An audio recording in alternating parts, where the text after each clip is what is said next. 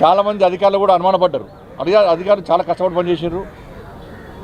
ఇది కేంద్ర రాష్ట్ర ప్రభుత్వాలు కలిసి ఉంటేనే సమన్వయంతో పనిచేస్తేనే అభివృద్ధి సాధ్యం అనేది వాస్తవం. అని ఇక్కడ రాష్ట్ర ప్రభుత్వం కోరిన వెంటనే ప్రతిపాదన పంపడం కూడా చాలా సంతోషం. రాష్ట్ర ప్రభుత్వాన్ని కూడా కృతజ్ఞతలు చేస్తున్నాం. అధికారులందరూ కూడా కష్టపడి పనిచేశారు. కానీ కొంతమంది అధికారులు ఇది కాదు సార్, వరంగల్ ఆల్రెడీ 2 years బ్యాకే అనౌన్స్ చేశారు 5,000 crores, ఇది అయిపోయింది, మళ్ళీ కొత్తగా కరీంనగర్ను ప్రత్యేకంగా చేర్చడం చాలా కష్టము, కేంద్ర ప్రభుత్వం ఒప్పుకోవాలని చెప్పి చాలామంది అధికారులు చెప్పారు. నేను ఒకటే చెప్పిన, ఎట్టి బస్సులో దీన్ని సాధించి తీరుతాం. ఎట్టి బస్సులో అర్బన్ ఛాలెంజ్ ఫండ్ కింద ఆ స్కీమ్లో కరీంనగర్ చేర్స్తాము.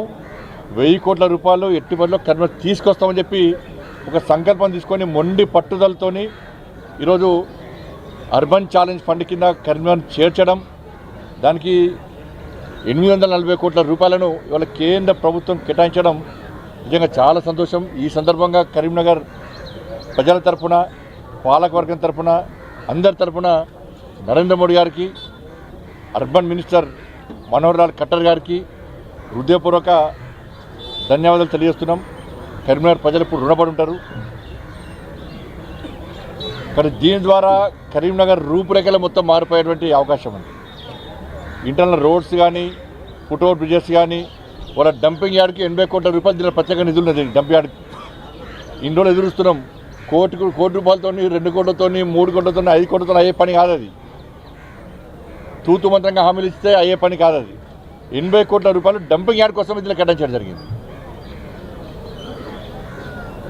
ఫుట్ఓవర్ బ్రిడ్జ్ అన్ని రకాలుగా కరీంనగర్ రూపురేఖలు మార్చేటువంటి అవకాశం ఈ నిధుల ద్వారా కరీంనగర్ ప్రజలకు కలిగింది, పాలకవర్గానికి కలిగింది. ఎందుకంటే గతంలో పాలకవర్గంలో ఎన్ని ఇబ్బందులు పడ్డామో మాకు తెలుసు.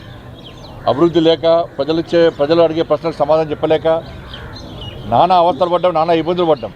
ఏ విధంగా సంధానించుకు కాలం వెలబుచ్చాం మేము. కానీ ఈసారి కార్పొరేటర్లు అందరూ కూడా ఒక సువర్ణ అవకాశం. ప్రజలందరూ కూడా గల్లా ఎగిరేసుకొని మేము అభివృద్ధి చేస్తున్నామని చెప్పేటువంటి అవకాశం ఇవాళ కార్పొరేటర్లకు దక్కింది.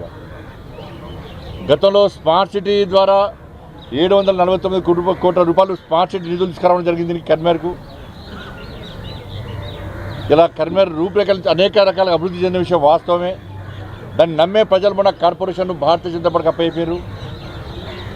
749 కోట్ల రూపాయలు స్మార్ట్ సిటీ నిధులు తీసుకొచ్చిన, 900 కోట్ల రూపాయలు స్మార్ట్ సిటీ తీసుకొచ్చినాం. దాంతోపాటు 279 కోట్ల రూపాయలు అమృతుడు తీసుకొచ్చినాం.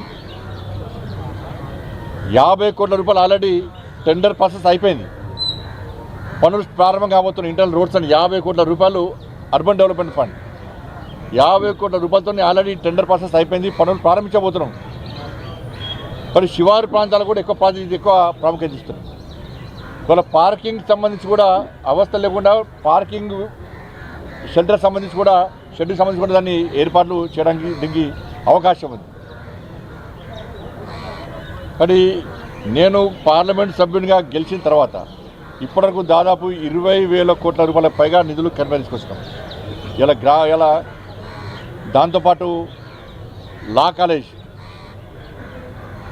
బీసీ గారు తీసుకొని ఢిల్లీ పోయి మినిస్టర్ కలిసి శాతవాహన యూనివర్సిటీకి లా కాలేజ్ కావాల్సని చెప్పి దరఖాస్తు ఇచ్చిన తర్వాత బీసీ గారు ఫ్లైట్ ఎక్కి కరీంనగర్కి వచ్చేసరికి 24 hours లోపల లా కాలేజ్ పర్మిషన్ వచ్చేది. 24 hours లోపల లా కాలేజ్ పర్మిషన్ వచ్చేది. 12B హోదా ఇచ్చినాం శాతవాహన యూనివర్సిటీకి. ఎస్ఆర్ కాలేజ్కు అటానమస్ హోదా ఇచ్చినాం. ఉమెన్స్ కాలేజీకి ఇచ్చినాం. ఇవాళ సిఆర్ఎఫ్ ఫండ్స్ కింద దాదాపు 400 కోట్ల రూపాయలు తీసుకొచ్చి మండల్కు కనెక్టివిటీ ఉండే విధంగా రోడ్లు వేస్తున్నాం. ఈజీఎస్ నిధుల కింద ప్రతి గ్రామానికి నిధులు ఇచ్చినాం. దాంతోపాటు మొన్న ఈజీఎస్ నిధులు మళ్ళా దాదాపు 5 కోట్ల రూపాయలు ఇచ్చినాం. ఇలా స్టేడియంను అధునీకరించడం, మొన్న జమ్మికుంటలో స్టేడియం నిర్మాణం కోసం దాదాపు 7 కోట్ల రూపాయలు కేటాయించినాం. హుజరాబాద్, వేములవాడ సంబంధించి